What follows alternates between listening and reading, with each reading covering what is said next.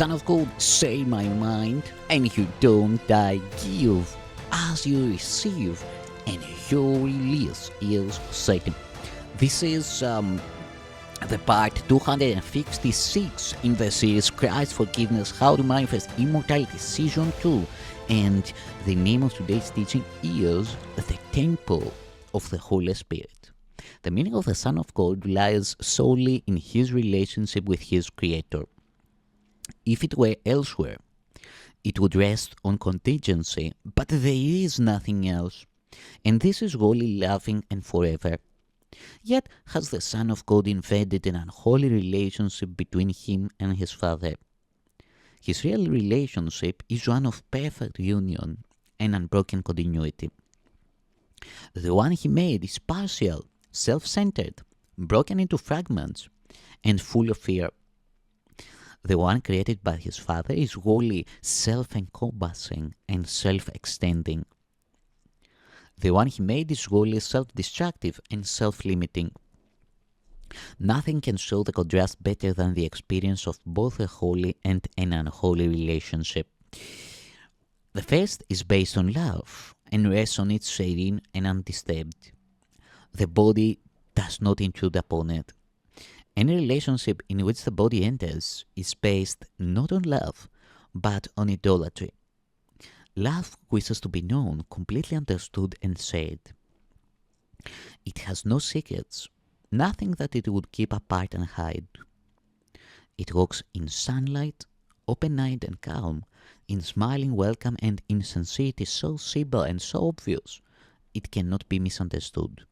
But idols do not share.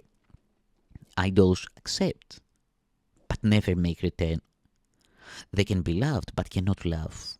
They do not understand what they are offered, and any relationship in which they enter has lost its meaning.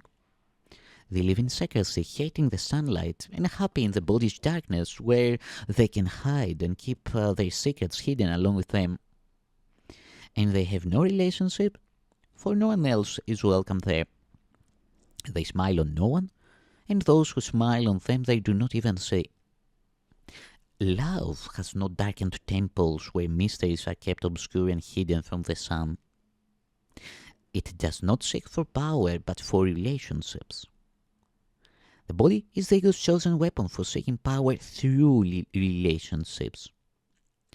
The body is the ego's chosen weapon for seeking power through relationships. And its relationships must be unholy for what they are. It does not even see. It wants them solely for the offerings on which its idols thrive. The rest, it merely throws away, for all that it could offer is seen as valueless. Homeless, the ego seeks as many bodies as it can collect to place its idols in, and so establish them as temples to itself. The Holy Spirit's temple is not a body, but a relationship. The body is an isolated speck of darkness, a hidden secret room, a tiny spot of senseless mystery, a meaningless enclosure carefully protected, yet hiding nothing. Here the unholy relationship escapes reality and seeks for crabs to keep itself alive. Here it would drag its brothers, holding them here in its idolatry. Here it is safe, for here love cannot enter. The Holy Spirit does not build his temples where love can never enter, where love can never be, where love can never be. Would he who sees the face of Christ choose as his home the only place in all the universe where it cannot be seen? You cannot make the body the Holy Spirit's temple, and it will never be the seat of love.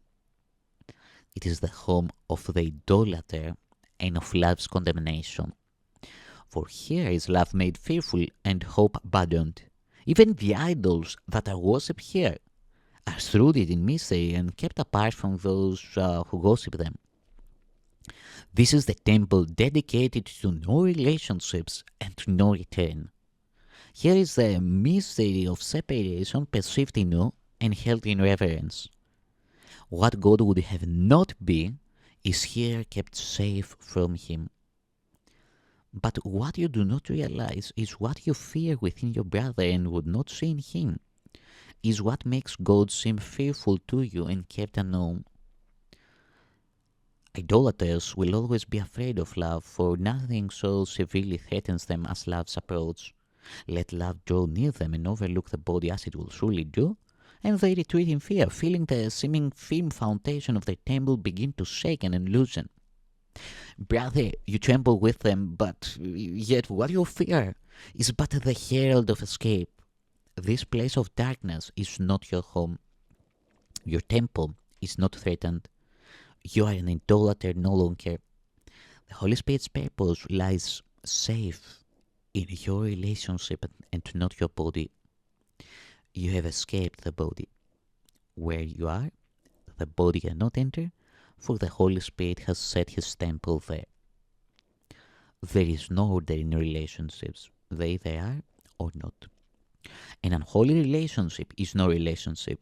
It is a state of isolation which seems to be what it is not.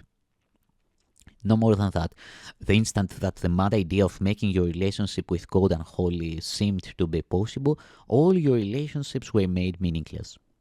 In that unholy instant, time was born, and bodies made to house the mad idea and give it the illusion of reality. And so it seemed to have a home that held together for a little while in time and vanished. For what could house this mad idea against reality but for an instant? Idols must disappear and leave no trace behind their going. The unholy instant of their seeming power is frail as a snowflake, but without its loveliness. Is this the substitute you want for the eternal blessing of the holy instant and its unlimited beneficence? Is the malevolence of the unholy relationship so seeming powerful and so bitterly misunderstood and so invested in a false attraction your preference to the holy instant, which offers you peace and understanding? Then lay aside the body and quietly transcend it, rising to welcome what you really want. And from this holy temple, look you not back on what you have awakened from. For no illusions can attract the mind that has transcended them and left them far behind. The holy relationship reflects the true relationship the Son of God has with his Father in reality. The Holy Spirit rests within it in the certainty it will endure forever. Its firm foundation is eternally upheld by truth, and love shines on it with the gentle smile and tender blessing it offers to its own.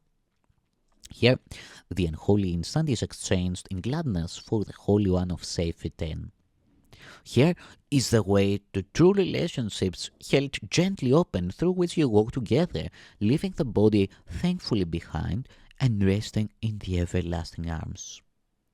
Love's arms are open to receive you and give you peace forever. The body is the ego's idol, the belief in sin made flesh and then projected outward. This produces what seems to be a wall of flesh around the mind, keeping it prisoner in a tiny spot of space and time, beholden unto death, and given but an instant in which to sigh and grieve and die in honor of its master. And this unholy instant seems to be life, an instant of despair, a tiny island of dry sand, bereft of water, and set uncertainly upon oblivion. Here does the Son of God stop briefly by to offer his devotion to death idols and then pass on. And here he is more dead than living. Yet it is also here he makes his choice again between idolatry and love. Here it is given him to choose to spend this instant paying tribute to the body, or let himself be given freedom from it. Here he can accept the holy instant offered him to replace the unholy one he chose before. And here can he learn relationships are his salvation and not his doom. You who are learning this may still be fearful but you are not immobilized. The holy instant is of greater value now to you than its unholy seeming counterpart, and you have learned you really want but one. This is not time for sadness, perhaps confusion, but hardly discouragement. You have a real relationship and it has meaning. It is as like your real relationship with God as equal things are like unto each other. Idolatry is past and meaningless. God remains with you. Yet, what is that to those who have been given one? Perhaps you fear your brother. Perhaps you fear your brother a little yet. Perhaps a shadow of the fear of God remains with you. Perhaps. Yet, what is that to those